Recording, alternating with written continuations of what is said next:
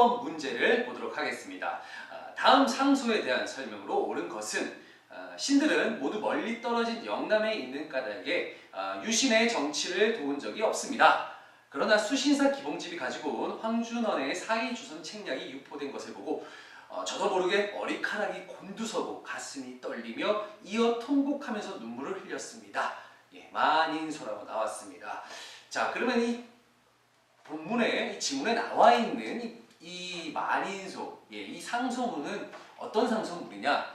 자, 뭐 일단 만인소라고 나와 있었고요. 맨 첫 줄에 보시면 이제 영남에 있는 까닭에라고 나왔습니다. 자, 그 영남과 만인소를 한번 조합을 해보십시오. 뭡니까? 예, 영남 만인소에 대한 내용이 되겠습니다. 고급을 준비하셨다면 영남 만인소는 어떠한 그 이유에서 이게 나오게 됐는지 분명히 아실 거라고 생각합니다. 하지만 모르시는 분들을 위해서 다시 한번 점검하는 차원에서 제가 다시 한번 여러분께 또 설명을 해드리도록 하겠습니다. 자, 그 전에 여러분들이 이제 이 영남 만인소가 이 고종에게 전달됩니다. 자, 전달되는데 그 연유가 무엇이냐? 바로 이제 이 수신사로 일본에 갔었던 기봉집이 이 황준원, 이 청나라 외교관입니다. 이 황준원이 쓴 이 사이조선 책략을 가지고 들어온 거거든요. 그게 이제 여기에 이유가 된 겁니다. 자, 그 사이조선 책략의 내용에, 그 책의 내용에 무엇이 있길래 이토록 이 영남에 있는 양반 유생들이 반대한 걸까? 자, 그럼 한번 조선 책략의 내용을 한번 간단하게 한번 살펴보겠습니다. 자, 조선 책략을 한번 보시면요. 내용은 조선은 살아남기 위해서는 이러한 책략을 써야 된다는 거죠. 예, 어떤 내용이 있을까요? 예, 여기 내용은요. 러시아를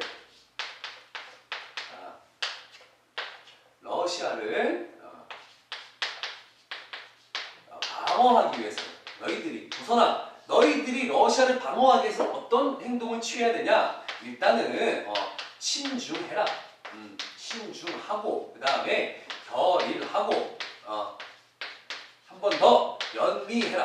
네, 이러한 내용을 담고 있습니다. 이게 핵심적인 내용이에요. 조선책략이 가장 우리가 봐야 돼. 자, 친중, 중국과는 이미 친해요. 예, 뭐 우리가 좋든 싫든 뭐 어쨌든 뭐 4대 관계를 맺고 있든 안 그렇든 어쨌든 간에 오랜 뭐 우방 국가라기보다는 예, 같이 이렇게 옆에 있던 예, 친한 국가입니다. 자, 일본과 결탁도 이미 끝난 상태예요. 강화도 조약, 그리고 조일소 조기를 통해서 이미 일본과도 어느 정도 예, 교류가 있는 상태죠. 그 다음에 이제 연미가 있어요. 연미. 예. 이게 문제가 되는 겁니다. 이게. 연미가 문제가 되는 거예요. 왜 그러냐면요. 이 양반 유생들 같은 경우는 이제 철저한 어떤 그 성리학을 중심으로, 예, 성리학에 대한 어떤 그런 기본 어떤 사상으로 기본적인 성리학에 대한 사상으로 꽉 차 있는 사람들이에요. 예. 그 사람들에게 미국이라고 하는 존재는 바로 이 미국이라고 하는 존재는 정말 알지도 못하는 어떤 금수와 같은 국가거든요. 이런 알지도 못하는 국가하고 맺는다는 게 말이 됩니까? 그 청나라 그 외교관 말 듣고는 이 미국하고 연결한다는 게 이건 있을 수가 없는 일입니다. 라고 이제 상소문을 올리게 된 겁니다.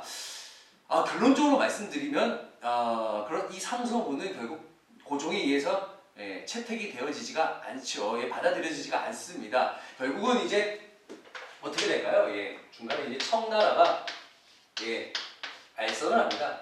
알선, 예, 소개를 했다라는 거죠. 소개. 청의 알선으로 인해서 결국은 예, 뭐가 체결되죠? 예, 조미수호 조약이 예, 체결이 됩니다. 조미수호 통상조약이기에 조미수호 통상조약이 체결이 된다. 예, 체결이 됩니다. 이건 여러분들 기억을 해 두셔야 될 것 같습니다. 왜 청나라가 중간에서 이렇게 소개를 해줬을까요? 이유가 있습니다. 그냥 청나라가 그냥 조선아 너희들은 내가 아끼는 나라니까 내가 너희들 다 소개시켜주고 좋은 방향으로 갈 수 있게 해줄게. 이거 아닙니다. 이게 아니고요. 그동안 조선이라고 하는 나라는 청에 있어서 하나의 자신들의 속국이라고 읽었어요. 예, 속국이라고 해갖고 뭐 겉으로는 이제 우방 국가다라고 하지만 속으로는 이제 속국이라고 해갖고 우리가 이제 너희들이 이제 품 안에 안고 있다라고 이제 여겼기 때문에 러시아가 여기에서 조선을 이제 침범한다는 것은 그거는 그냥 눈 뜨고 봐줄 수가 없는 모습이에요. 그렇기 때문에 미국과 연결을 시켜줘가지고 여러 대외적으로 조선에 대한 조선에 대한 무엇을요? 종주권을 확인받고자 하는 거예요. 확인받고자 했던 게 바로 이 청의 이 속셈이었다라고 여러분들이 봐두셔야 된다는 거 알려드리겠습니다. 자, 그러면은 여러분들이 뭐 일단 조선책략에 대한 내용을 알았지 않습니까? 그쵸? 자, 그런데 이런 미국과 연결해야 된다는 이런 내용들뿐만 아니라 이런 양반 유생들은요 어떤 서양의 어떤 통상 요구에 대해서 계속적으로 반발을 해옵니다. 물론 이것도 그 중에 하나고요. 그러면은 바로 그 양반 유생들, 바로 흔히 우리가 위정척사파라고 불리는 위정척사 운동이라고 하죠. 그럼 위정척사 운동을 한번 또 칠판을 통해서 표를 통해서 한번 또 살펴보도록 하겠습니다. 자, 보시면요. 이게 1860년, 70년, 80년, 90년 이후 이렇게 나와 있습니다. 이게 바로 이제 아까 방금 전에 말씀드린 위정척사파들의 어떤 그런 운동의 어떤 그런 모습입니다. 시험 문제에 아주 자주 출제가 되고 있죠. 개화기 때 가면요. 물론 개화를 추진하자고 하는 그런 세력들이 있고요. 그런 것들에 대해서 또 반발하는 세력들이 있습니다. 항상 어떤 정책이 나오면 항상 찬성 쪽과 반대 쪽에 있지 않습니까? 바로 이들은 반대 쪽에 있다라고 보시면 되겠습니다. 어떤 사람들은 그렇게 얘기를 합니다. 위정척사파들은 우리 어떤 근대화의 어떤 그런 역행을 하는 사람들이 아니냐라고 이제 그렇게 반발을 하는 그런 경우가 있고, 이 사람들 근대화에 아주 좋지 못한 영향을 끼쳤다라고 하면서 좀 이렇게 안 좋은 어떤 그런 시선으로 바라보고 있기도 합니다. 물론 뭐 어떤 우리 근대화에 어떤 역행하는 그런 모습을 보이기도 했습니다만은 어찌 보면은 또 다른 어떤 관점에서 바라본다면은 우리나라를 어떤 좀 지키고자 이들도 마찬가지로 우리나라를 지키고자 하는 마음이 있었기 때문에 가능한 거 아니냐. 그게 바로 애국이라고 보시면 되겠습니다. 개화파들도 애국이 있었고 이들 역시 또 애국이 있었습니다. 하지만 그 어떤 바라보는 관점이 서로 달랐기 때문에 찬성에 섰고 반대에 섰던 게 아닌가, 그렇게 생각해 봅니다. 한번 표를 통해서 한번 그 위정척사파들의 한번 모습을 한번 보도록 하겠습니다. 자, 1860년대 가면요, 뭐 병인양요도 있습니다. 병인양요 이런 사건들을 통해서 통상 반대 운동을 펼쳐 나갑니다. 통상 반대 운동, 바로 그런 것들 이제 척화주전론이라 그러죠. 화해하는 것을 배척하고 주장한다. 무엇을? 싸울 전자거든요. 싸운 것을 주장한다. 서양 세력과도 화해 안 해. 싸우자 이겁니다. 하지만 그 1860년대에 집권했던 인물이 누구죠? 바로 흥선대원군이죠. 흥선대원군은 통상수교 거부 정책을 펼쳤습니다. 그렇기 때문에 1860년대에는요, 이들의 어떤 그런 주장이 통했습니다. 자, 하지만 1870년대 가면 이제 상황이 바뀌어지죠. 왜냐? 이제 흥선대원군이 하야를 하게 되고 이제 고종이 직접 친히 정치에 이제 전면에 나서게 됩니다. 그러면서 이제 개화 정책을 펼쳐 나가거든요. 그 개화 정책 결국은 이제 강화도 조약을 통해서 이제 처음으로 이제 어떤 개항의 모습을 보이는데, 이때 역시 이제 위정척사파들은 역시 개항 반대 운동을 펼칩니다. 개항해서는 안 됩니다. 그래서 주장했던 게 외양일체론, 외놈들이나 그다음에 양놈들이나 서양놈들이나 똑같습니다. 일치합니다. 안 됩니다. 개항해서는 안 돼요. 하는데 이미 개항했지 않습니까? 결국 그들의 주장은 결국 성공하지 못했다. 그렇게 보시면 되겠고요. 1880년대로 가면 이제 아까 말씀드렸던 이런 조선 책략이 우리나라에 들어오고 고종이 이거를 이제 결국 받아들여서 조미소 통상조약이 체결이 됩니다.